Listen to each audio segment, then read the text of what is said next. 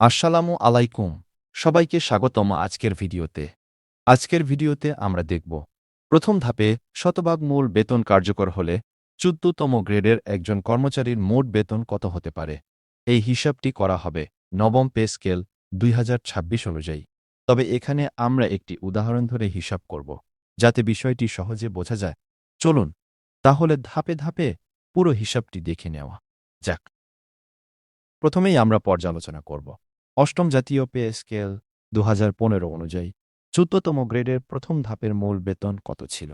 অষ্টম pay scale অনুযায়ী ১৪তম গ্রেডের প্রথম ধাপের মূল বেতন নির্ধারিত ছিল ১০,২০০ টাকা। এখন উদাহরণস্বরূপ ধরা যাক, একজন কর্মচারী কয়েকটি বার্ষিক ইনক্রিমেন্ট প্রাপ্তির পর বর্তমানে যে ধাপে অবস্থান করছেন সেই ধাপের মূল বেতন হল ১৮,৪০০ টাকা। এখন আমাদের হিসাব করতে হবে প্রথম ধাপের বেতন অপেক্ষা বর্তমান ধাপের বেতন কত টাকা বেশি। অর্থাৎ বর্তমান ধাপের বেতন ১৮,৪০০ টাকা থেকে প্রথম ধাপের বেতন ১০,২০০ টাকা বিয়োগ করলে পার্থক্য দাঁড়ায় ৮,২০০ টাকা। সহজভাবে বললে ১৮,৪০০ থেকে ১০,২০০ বিয়োগ করলে হয় ৮,২০০ টাকা। সুতরাং বর্তমান ধাপের বেতন প্রথম ধাপের তুলনায় ৮,২০০ টাকা বিয়োগ করলে হয়। এই ৮,২০০ টাকা পার্থক্যটিই আমরা পরবর্তী পর্যায়ে নবম পে স্কেলের নতুন প্রথম ধাপের সাথে সমন্বয় করব। এখন আমরা নবম পে স্কেল ২০২৬-এর হিসাবের দিকে আসি। নবম পে স্কেল অনুযায়ী ১৪তম গ্রেডের প্রথম ধাপের মূল বেতন নির্ধারণ করা হয়েছে ২৩,৩০০ টাকা। পূর্ববর্তী ধাপে আমরা দেখেছি অষ্টম পে স্কেল অনুযায়ী ইনক্রিমেন্টজনিত পার্থক্য ছিল ৮,২০০ টাকা। এখন এই পার্থক্যটি নতুন পে স্কেলের প্রথম ধাপের সাথে যোগ করতে হবে। তাহলে হিসাব দাঁড়ায় ২৩,৩০০ টাকা যোগ ৮,২০০ টাকা সমান ৩১,৫০০ টাকা। অর্থাৎ ইনক্রিমেন্ট সমন্বয়ের পর প্রাপ্ত হিসাব অনুযায়ী বেতন হল ৩১,৫০০ টাকা। কিন্তু এখানে একটি গুরুত্বপূর্ণ বিষয় বিবেচনা করতে হবে। নবম পে স্কেলে বেতন সরাসরি ৩১,৫০০ টাকা হবে না, কারণ বেতন স্কেলে নির্দিষ্ট কিছু ধাপ থাকে। তাই ৩১,৫০০ টাকার সমমান অথবা তার পরবর্তী উপযুক্ত ধাপ নির্ধারণ করতে হবে।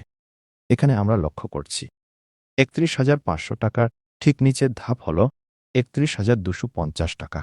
কিন্তু যেহেতু সমন্বয়ের পর গণনাকৃত বেতন হয়েছে ৩১,৫০০ টাকা, তাই নিচের ধাপ ৩১,২৫০ টাকা নেওয়া যাবে না। এজন্য পরবর্তী উচ্চতর ধাপ ধরা হবে ৩২,৮২০ টাকা। সুতরাং নবম পে স্কেল অনুযায়ী ১৪তম গ্রেডের নতুন মূল বেতন হবে ৩২,৮২০ টাকা। এখন আমরা মোট বেতন নির্ণয় করব। প্রথমে মূল বেতন ধরা হচ্ছে ৩২,৮২০ টাকা। এরপর নির্ধারণ করতে হবে বাড়ি ভাড়া। এখানে বাড়ি ভাড়া গণনা করা হয়েছে বর্তমান বেতন ১৮,৪০০ টাকার ভিত্তিতে। এলাকা অনুযায়ী বাড়ি ভাড়ার হার ভিন্ন হতে পারে, তাই আমরা ৩টি এলাকার জন্য বাড়ি ভাড়া দেখব। প্রথমত ঢাকা সিটি কর্পোরেশন বিবেচনা করলে বাড়ি ভাড়ার হার হবে ৫৫%। ১৮,৪০০ টাকার ৫৫% সমান ১০,১২০ টাকা। অর্থাৎ ঢাকা সিটি কর্পোরেশনের জন্য বাড়ি ভাড়া হবে ১০,১২০ টাকা। দ্বিতীয়ত অন্যান্য সিটি কর্পোরেশনের ক্ষেত্রে বাড়ি ভাড়ার হার ধরা হয়েছে ৪৫%। ১৮,৪০০ টাকার ৪৫% সমান ৮,২৮০ টাকা। অর্থাৎ অন্যান্য সিটি কর্পোরেশনের জন্য বাড়ি ভাড়া হবে ৮,২৮০ টাকা। তৃতীয়ত অন্যান্য এলাকার ক্ষেত্রে বাড়ি ভাড়ার হার ধরা হয়েছে ৪০%। ১৮,৪০০ টাকার ৪০% সমান ৭,৩৬০ টাকা। অর্থাৎ অন্যান্য এলাকার জন্য বাড়ি ভাড়া হবে ৭,৩৬০ টাকা। এখন এই ভিডিওতে উদাহরণস্বরূপ আমরা অন্যান্য সিটি কর্পোরেশন বিবেচনা করে মোট বেতন গণনা করব। তাহলে আমাদের হিসাব হবে নিম্নরূপ। মূল বেতন ৩২,৮২০ টাকা। বাড়ি ভাড়া অন্যান্য সিটি কর্পোরেশন অনুযায়ী ৮,২৮০ টাকা। চিকিৎসা ভাতা ১,৫০০ টাকা। শিক্ষা ভাতা ২ সন্তানের জন্য ১,০০০ টাকা। টিফিন ভাতা ২০০ টাকা এবং যাতায়াত ভাতা ৩০০ টাকা। এখন সবগুলো একসাথে যোগ করলে মোট বেতন দাঁড়ায় ৩২,৮২০ যোগ ৮,২৮০ যোগ ১,৫০০ যোগ ১,০০০ যোগ ২০০ যোগ 300 সমান 44,100 টাকা। সুতরাং অন্যান্য সিটি কর্পোরেশনের ক্ষেত্রে 14তম গ্রেডের মোট বেতন দাঁড়াবে 44,100 টাকা। তবে মনে রাখতে হবে এলাকা অনুযায়ী বাড়ি ভাড়া পরিবর্তিত হলে মোট বেতনও পরিবর্তিত হবে। যেমন ঢাকা সিটি কর্পোরেশনের ক্ষেত্রে বাড়ি ভাড়া বেশি হওয়ায় মোট বেতন আরও বেশি হবে। আবার অন্যান্য এলাকার ক্ষেত্রে বাড়ি ভাড়া কম হওয়ায় মোট বেতন কিছুটা কম হবে।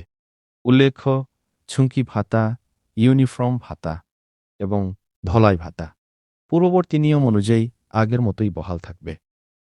এই ছিল 14তম গ্রেডের মোট বেতন হিসেবের একটি সহজ উদাহরণ। আবার সংক্ষেপে বললে নবম পে স্কেল অনুযায়ী 14তম গ্রেডের নতুন মূল বেতন হয়েছে 32,820 টাকা এবং অন্যান্য সিটি কর্পোরেশন ধরে মোট বেতন দাঁড়িয়েছে 44,100 টাকা। এই হিসাবটি একটি উদাহরণ ভিত্তিক বিশ্লেষণ। চূড়ান্ত সরকারি প্রজ্ঞাপন বা নির্দেশনার ভিত্তিতে প্রকৃত হিসাব ভিন্ন হতে পারে। ভিডিওটি যদি আপনাদের উপকারে আসে তাহলে অবশ্যই লাইক দিন। আপনার সহকর্মী ও বন্ধুদের সাথে ভিডিওটি শেয়ার করুন। আর এই হিসাব সম্পর্কে আপনার কোনো মতামত বা প্রশ্ন থাকলে কমেন্টে জানাতে পারেন। এ ধরনের আরও বেতন হিসাবের ভিডিও পেতে চ্যানেলটি সাবস্ক্রাইব করে পাশে থাকুন। দেখার জন্য সবাইকে ধন্যবাদ।